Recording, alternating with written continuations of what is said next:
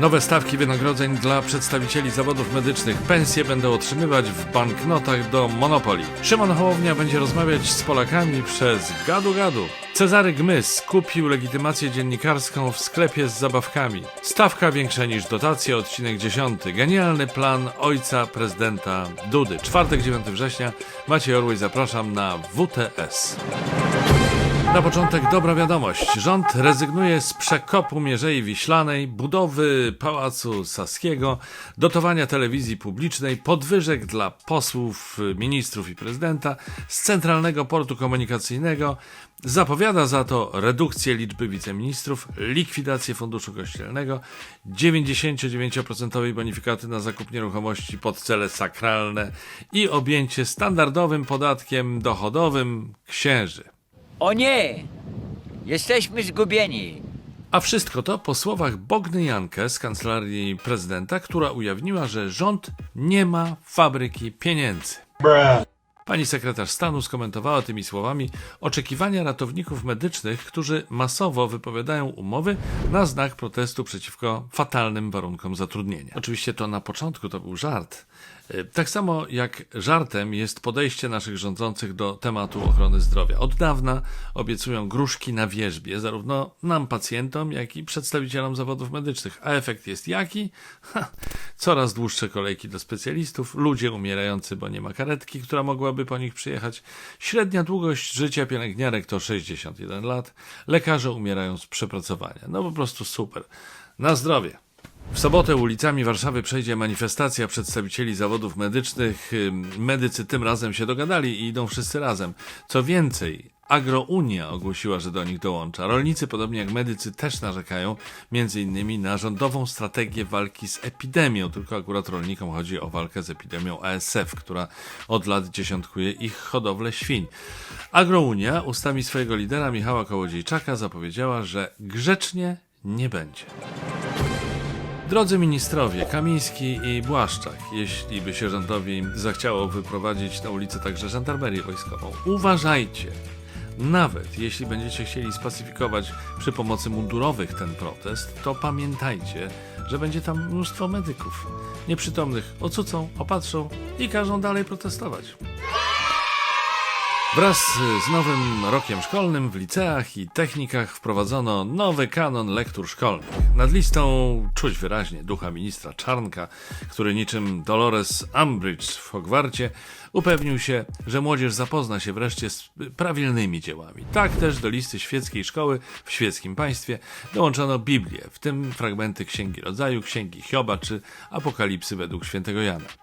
Listę lektur uzupełniających nasz wielki inkwizytor rozszerzył o twórczość Jana Pawła II, taką jak Przekroczyć próg nadziei, Tryptyk rzymski czy Pamięć i tożsamość oraz opowieść o prymasie wyszyńskim autorstwa Pawła Zuchniewicza. Widać wyraźnie, że inkwizytorowi marzy się nowy ład. Musi jednak uważać, żeby nie skończyć podobnie jak wspomniana bohaterka sagi o młodym czarodzieju, Harem P. Gdybyście za to chcieli, i mówię to nie tylko do uczniów, zapoznać się nie tylko z lekturami szkolnymi, to polecam zajrzeć do aplikacji do słuchania audiobooków BookBeat. Ja postawiłem, uwaga, właśnie na Harry'ego Pottera. Może nie tyle ze względu na sympatię do Dolores Umbridge, raczej nie bardzo. Zdecydowanie bardziej dlatego, że czyta mój ulubiony aktor, genialny Piotr Franceski. Dostępna jest cała seria. Pochłonęła mnie też Warszawa Kryminalna. Jeśli ktoś z was lubi kryminały, to ten zbiór reportaży jest idealną propozycją. Jak dobrze wiemy, rzeczywistość bywa ciekawsza od najlepszej fikcji. Specjalnie dla was mam 30 dni w pakiecie premium za darmo dla nowych użytkowników. Wystarczy użyć kodu WTS. Możecie też wejść na stronę poprzez link bookbeat.pl/WTS, a kod od razu będzie wgrany przy rejestracji. Wszystkie szczegóły znajdziecie oczywiście w opisie filmu. A co tam słychać u opozycji? Szymon Hołownia zaprezentował swój nowy nabytek partyjny, Jaśminę. Były prezenter Mam Talent. Jak wiadomo, ma talent do podkradania polityków innym ugrupowaniom, dzięki czemu w Sejmie pracuje jego koło poselskie, chociaż przecież Polska 2050 nie startowała w wyborach. Tym razem, jak donosi niebezpiecznik.pl, także Jaśminę być może udało się przeciągnąć na stronę Hołowni nie całkiem fair. Jaśmina to aplikacja, a właściwie komunikator, dzięki któremu Hołownia chce rozmawiać z obywatelami i wsłuchiwać się w ich postulaty oraz oczekiwania. Innymi słowy, takie nowocześniejsze gadu-gadu. Do tego, jak pisze specjalistyczny portal zajmujący się technologiami komputerowymi, Jaśmina, apka polityczna Szymona Hołowni, to po prostu obrandowana polska apka Meeting Application. Odniesienia widać w wielu miejscach. Nie ma w tym nic złego, a nawet spora to oszczędność. Ale wygląda na to, że projekt łamie licencję Apache, bo są ślady kodu Jitsi Meet. Tak, Orłoś, z której strony patrzeć, to przypomina się popularne stwierdzenie, że wszyscy politycy kradną. Nie będę tego komentował. Oczywiście, Orłoś, oprócz polityków Zjednoczonej Prawicy. Swoją drogą to zastanawiam się, czy ktoś będzie rzeczywiście czytać to, co za pośrednictwem Jaśminy będą przesyłać obywatele. Może tam się znaleźć sporo nie najlepszego, hejtersko-trollowego kontentu, więc współczuję.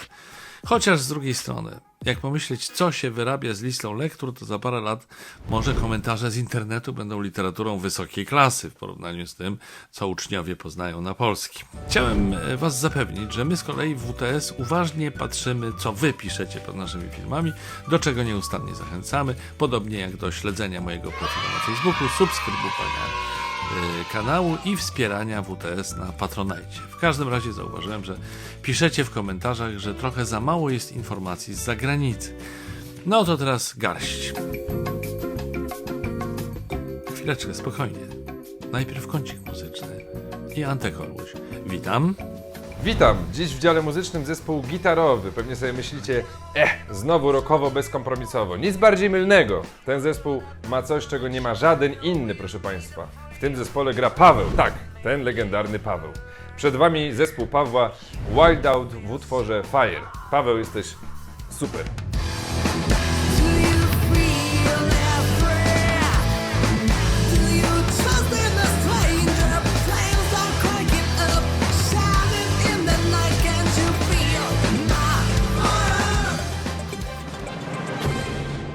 A teraz już ta obiecana garść informacji z zagranicy. Podczas gdy Polska cofa się do średniowiecza, Salwador jest już w XXI wieku. To środkowoamerykańskie państwo ustanowiło Bitcoin swoją oficjalną walutą. Zdaniem władz kraju ma to pozwolić zaoszczędzić obywatelom miliony dolarów na prowizjach za przelewy zagraniczne. A zdaniem analityków ułatwić pranie brudnych pieniędzy. No cóż, pieniądz nie śmierdzi, zwłaszcza ten wirtualny. W Teksasie z początkiem września weszło w życie restrykcyjne prawo ograniczające dostęp do aborcji, oznaczające w praktyce prawie całkowity jej zakaz. Tu mała dygresja. Roman Giertych, tak, ten znany liberał, przyjaciel polityków Platformy Obywatelskiej, a przez niektórych już szykowany na przyszłego ministra sprawiedliwości, ocenił na Twitterze: w Teksasie za zgodą Sądu Najwyższego de facto zlikwidowano aborcję. Zmienia się powoli na świecie podejście do tego tragicznego dziedzictwa XX wieku. Kilka dni później Sąd Najwyższy w Meksyku uznał, że niezgodne z tamtejszą konstytucją jest karanie za przeprowadzanie aborcji, de facto ją legalizując. W Teksasie mieszka 20 kilka milionów ludzi, w Meksyku 120 kilka. No więc jak, panie mecenasie, w którą stronę zmierza świat? Wracając od wielkich polityków do wielkiego świata, decyzja władz Teksasu o ograniczeniu dostępu do aborcji jest oczywiście kierowana motywami religijnymi, ale w tej sprawie jeszcze będzie miał też coś do powiedzenia amerykański Sąd Najwyższy.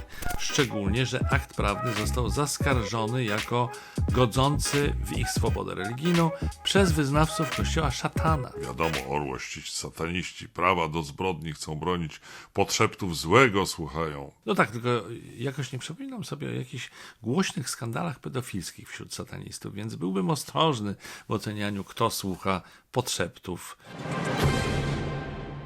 Tymczasem w Chinach. Kto z was pamięta czasy komunizmu, temu pewnie się kojarzą z pustymi półkami w sklepach. Mówiło się o tym nagie haki. No cóż, w komunistycznych Chinach co prawda nie zabrakło masła, czekolady czy mandarynek, ale też jest ścisła reglamentacja niektórych towarów. Władze podjęły decyzję o ograniczeniu dostępu do serwerów gier sieciowych do w sumie 3 godzin w tygodniu i po godzinie w święta dla wszystkich graczy poniżej 18 roku życia. Ma to pomóc w przeciwdziałaniu uzależnieniom od gier albo pomóc wyszkolić najlepszych na świecie hakerów, bo obawiam się, że znaczna część młodzieży potraktuje to ograniczenie jako wyzwanie. Ja też mam dla was wyzwanie intelektualne. Wytłumaczcie mi geniusz ojca naszego prezydenta, pana Jana Dudy, przewodniczącego Sejmiku Województwa Małopolskiego.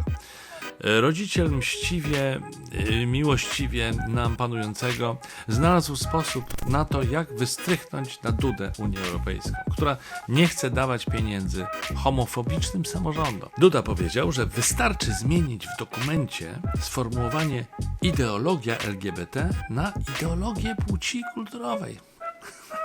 A ta Unia tak jest głupia, że się na to nabierze. A synkowi radnego Dudy dokleimy wąsy, to może prezydent Stanów Zjednoczonych go nie pozna i jednak będzie się z nim kiedyś chciał spotkać. Niezły pomysł, prawda? I jeszcze krótko na koniec o korespondencie TVP w Niemczech Cezarym Gmyzie, o którym nawet premier Morawiecki powiedział stosunkowo niedawno, że poprosi o inne źródło informacji. Otóż redaktor Gmys ostatnio komentował wątpliwości Rzecznika Praw Obywatelskich co do ograniczenia działania mediów na terenach objętych stanem wyjątkowym. Cytuję. Może bym się i oburzał, jednak zważywszy, że w Polsce każdy świr, a nawet bandzior może sobie machnąć legitkę prasową na drukarce, oburzam się mniej. Dopóki bandziory mogą bezkarnie korzystać z uprawnień dziennikarzy, słuszna decyzja. A ja chciałbym się dowiedzieć, kto dał taką legitymację Gmyzowi. Tak, to już dziś wszystko. Wiem, że wam szkoda, że wam przykro, ale już w najbliższą niedzielę kolejny WTS. Zapraszam. Cześć.